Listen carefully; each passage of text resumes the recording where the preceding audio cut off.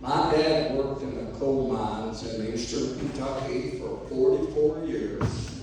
And when he retired in 1956, 8 of the children was already grown and gone.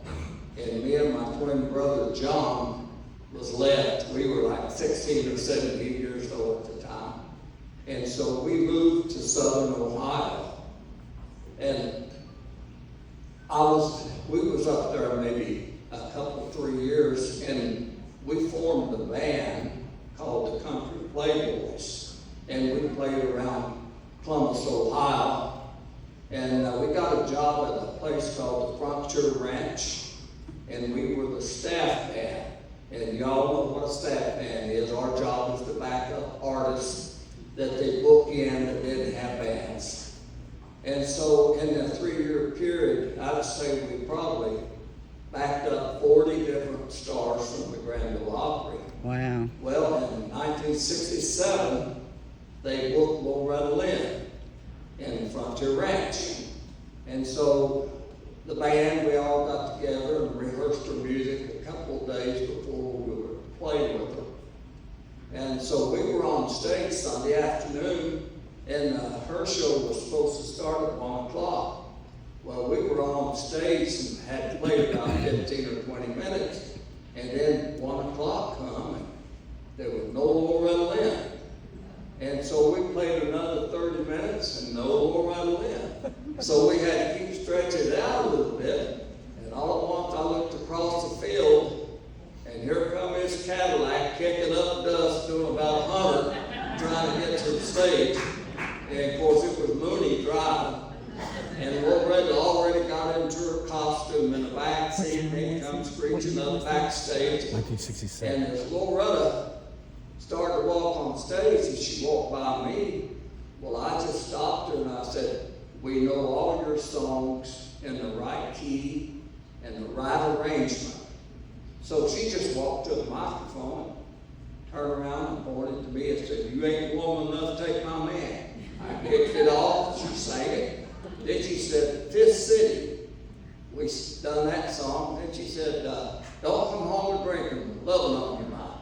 And we done that, so we done like 3 songs, just like the record.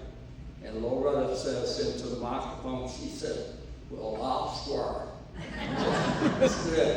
She said, I've traveled all over this world, and I've never seen a band that knew my stuff like this band does, and said, if I ever get big enough and can afford a band, this is the band I'd like to have. Well, 2 years later, she had all 5 of us, and that was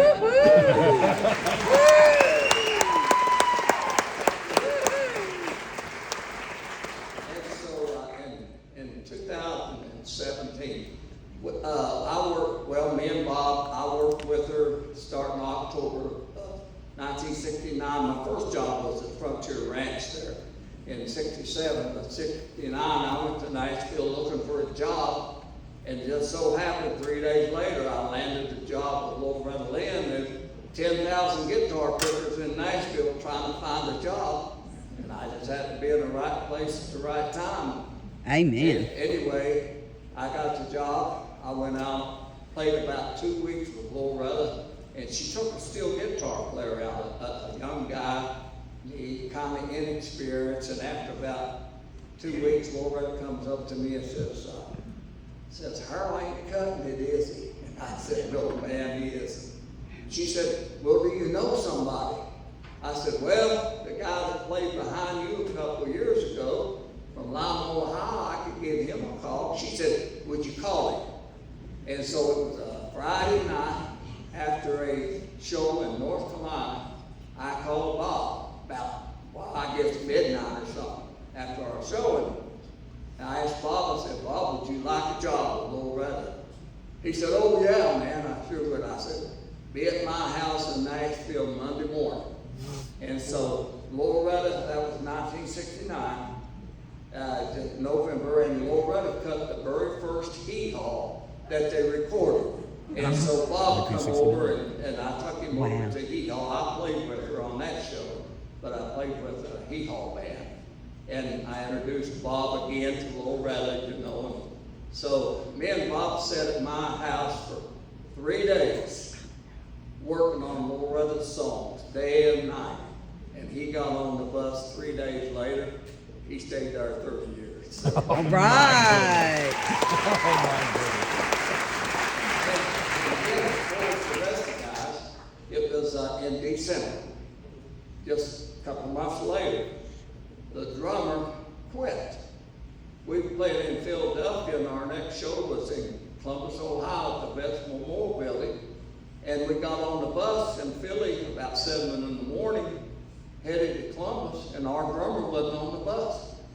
And we didn't know where he was, and one of the guys checked at the hotel, and they said, oh no, he checked out last night midnight. So he quit right in the middle of the tour. No. And so I called Ken Riley, the drummer that played with us at the Frontier Ranch. And he come to Columbus and played the show and got on the bus that night. And he stayed there until 1997. So he had about a 30-year career too with Loretta. Then shortly after that, about a month later, the bass player got fired. And she says, Dave, what are we going to do? We got a show tomorrow in Peoria, Illinois. And I said, well, I called my brother. He played with you. Give him a call. So John showed up the next day, and same way, hired him right on the spot. And then that made 4 of us out of the 5. Okay. And then in August, Loretta's sister Peggy Sue and Sonny Wright, the front man of the show, they left the show. They got married, and they're still married today, 50 years later. But then Loretta said, Dave, we need a front man to take Sonny Wright's place. We played in Grundy, Virginia, and Mill Street opened the show. He had his own band. Y'all know Mill Street, Bard Angel, and all that. Yeah, that's what I thought. Well, Loretta was sitting on the bus listening to Mill Street, and she said, Dave, won't you hire him to be our front man? And I said, well, he's a great singer, but he don't quite have a lot of personality on stage about getting the audience all riled up and stuff. I said, Don Ballinger would make you a better man. Of course, I was my 5th man in the band. And she said, well, go ahead and do what you want to. So anyway, we hired Don.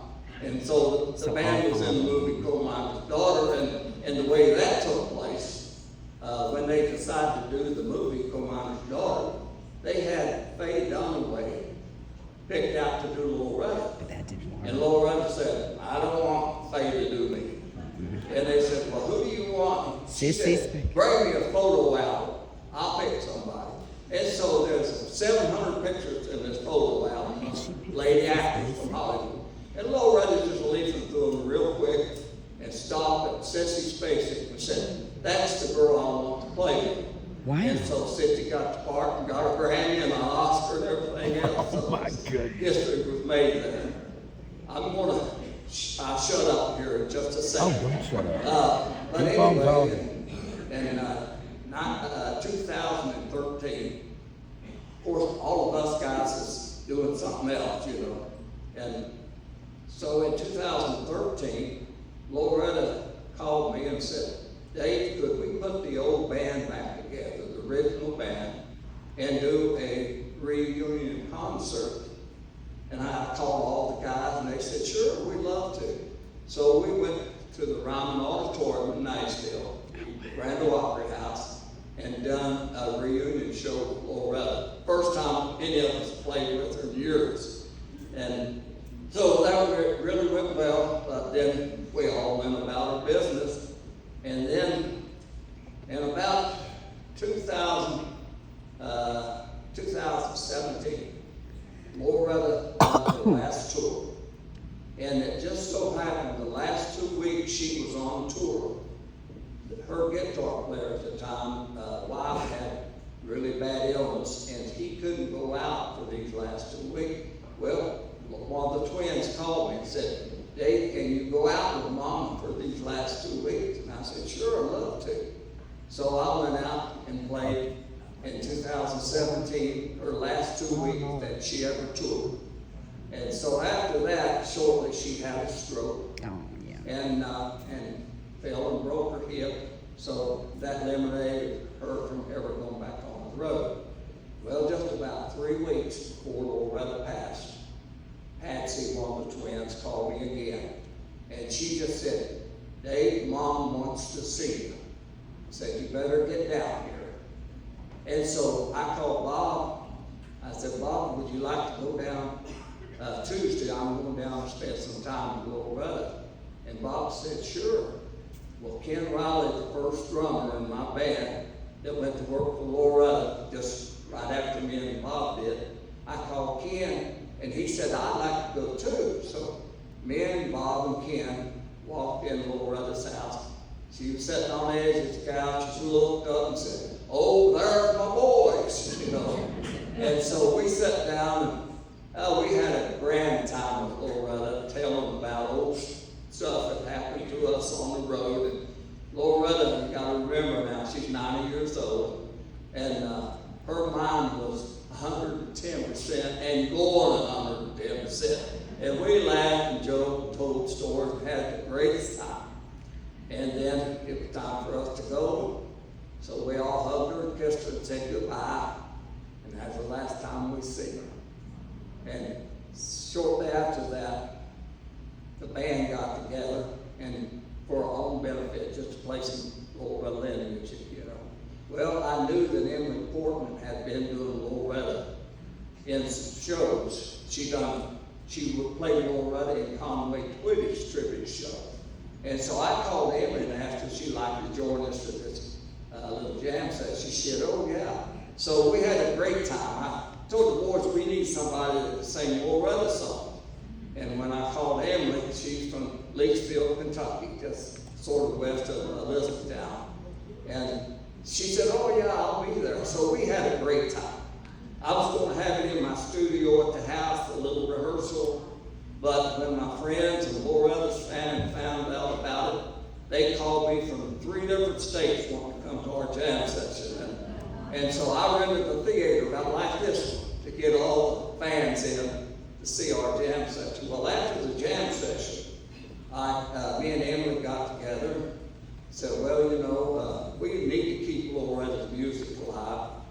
Let's go out and do some tours, some shows." And we all agreed to it. Well, some of the bookers and promoters and management in Nashville found out about it. They all was interested in it. So here we are 2 years later, touring the whole United States, playing a tribute and honor to Loretta Lynn.